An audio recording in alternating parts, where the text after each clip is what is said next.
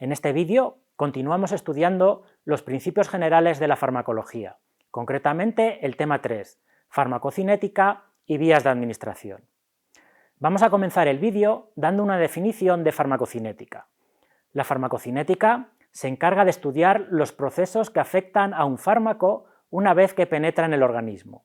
Al contrario que la farmacodinamia, la farmacocinética va a estudiar lo que el cuerpo le hace al fármaco.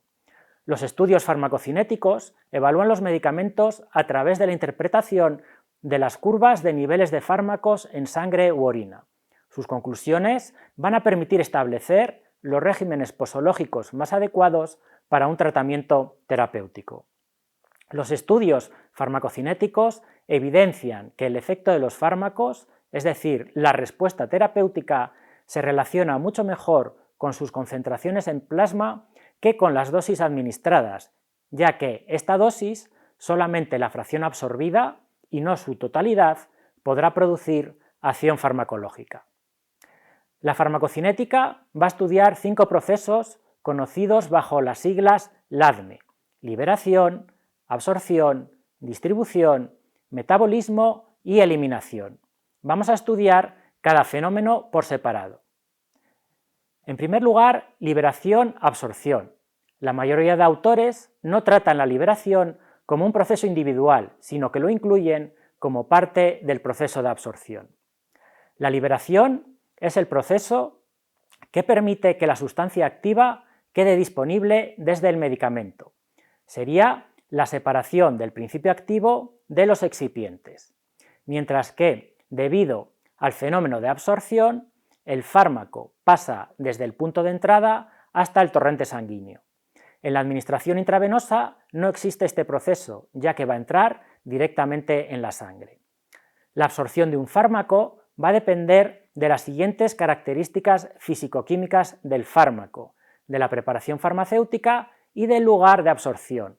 En general, la absorción va a ser tanto más rápida cuanto mayor y más prolongado sea el contacto con la superficie de absorción. Una cuestión fundamental para entender esta parte de la farmacocinética es la eliminación presistémica y el fenómeno del primer paso hepático. Por cualquier vía que no sea la intravenosa, puede haber absorción incompleta porque parte del fármaco administrado sea eliminado o destruido antes de llegar a la circulación sistémica. De esta forma, se entiende por primer paso hepático la metabolización del fármaco absorbido en el tracto gastrointestinal que llega al hígado a través de la vena porta y que se metaboliza en él antes de llegar a la circulación sistémica. El primer paso hepático explica que la dosis por vía oral deba ser notablemente mayor que por vía intravenosa. La absorción puede ser de orden 1 o de primer orden y de orden 0. En la absorción de orden 1, la velocidad de absorción disminuye con la cantidad de fármaco que queda por absorberse. Es característica de la mayor parte de las formas farmacéuticas. En la absorción de orden 0, el número de moléculas que se absorbe en la unidad de tiempo permanece constante durante todo o la mayor parte del proceso de absorción. Es característica de formas de administración como la perfusión intravenosa continua, la administración de gases anestésicos, los preparados de absorción mantenida intramusculares, subcutáneos o dérmicos y los preparados orales de liberación lenta. La distribución. Después de acceder a la circulación general, el fármaco se reparte por todo el organismo transportado por la sangre. Su comportamiento es siempre el mismo, con independencia de la vía por la que se administre.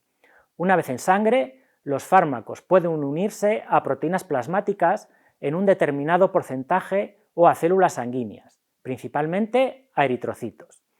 El fármaco libre que no se ha unido puede atravesar las diferentes membranas celulares y distribuirse por los distintos órganos donde permanecerá disuelto. El fármaco disuelto en la sangre pasa de los capilares a los tejidos a favor de gradiente de concentración. Este paso depende de las características del fármaco.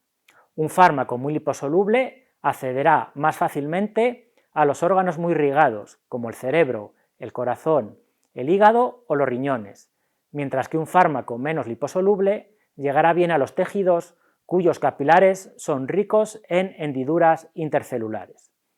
El acceso a áreas especiales, como el sistema nervioso central y el ojo, el paso a la circulación fetal y el acceso a secreciones exocrinas, ha de realizarse por difusión pasiva o por transporte activo. La liposolubilidad del fármaco va a ser esencial a la hora de atravesar la barrera hematoencefálica, ya que los fármacos hidrófilos no van a acceder, mientras que los lipófilos van a acceder al sistema nervioso central de manera escalonada, ejerciendo un efecto más duradero. Para atravesar la barrera placentaria, los fármacos y sus metabolitos tienen que salir de los capilares maternos, atravesar una capa de células trofoblásticas y mesenquimáticas y entrar en los capilares fetales. Teniendo en cuenta la cinética, puede haber varios tipos de distribución.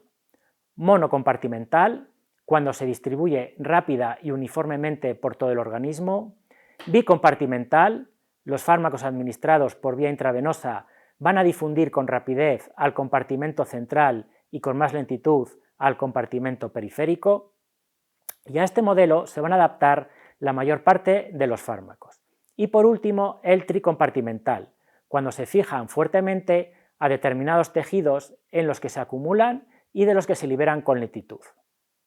El siguiente paso es el metabolismo, que es el proceso mediante el cual los fármacos se transforman en sustancias inactivas o parcialmente activas. Las reacciones de biotransformación se realizan fundamentalmente en el hígado, pero los riñones, tracto gastrointestinal y otros tejidos poseen enzimas capaces de participar en el metabolismo de ciertos fármacos. Estas reacciones se van a clasificar en reacciones de fase 1 o de funcionalización y reacciones de fase 2 o de conjugación. Hay varios tipos de reacciones de fase 1. Reacciones de oxidación, que son las más frecuentes, van a cambiar su estructura química a través de una oxidación y se van a llevar a cabo por el sistema de monooxigenasas del citocromo P450. En segundo lugar están las reacciones de reducción, que son menos frecuentes que las anteriores y se llevan a cabo en la fracción microsomial hepática y en la pared intestinal. Y en tercer lugar están las reacciones de hidrólisis, que se llevan a cabo por enzimas muy inespecíficas que actúan sobre diferentes fármacos. En cuanto a las reacciones de fase 2, los metabolitos procedentes de la fase 1 se van a conjugar con sustancias endógenas. Finalmente, la eliminación, que es el proceso por el que el fármaco y o sus metabolitos se van a eliminar del organismo. El riñón es el principal órgano de excreción. La eliminación de fármacos por vía renal es el resultado de la filtración glomerular y la secreción tubular menos la reabsorción tubular. A través de la bilis se van a eliminar principalmente fármacos o metabolitos de elevado peso molecular y o polaridad. Es un proceso bastante similar a la secreción tubular utilizando los mismos transportadores. Cualquier medicamento administrado a la madre puede atravesar el endotelio de los capilares sanguíneos hacia las células secretoras mediante un proceso de difusión pasiva y llegar al feto. Por último, los fármacos administrados por vía inhalatoria o las sustancias volátiles se excretan a través de los pulmones. En este breve resumen se han expuesto los conceptos fundamentales sobre la farmacocinética, que han de servir al alumno como punto de partida para la comprensión y el estudio de la materia.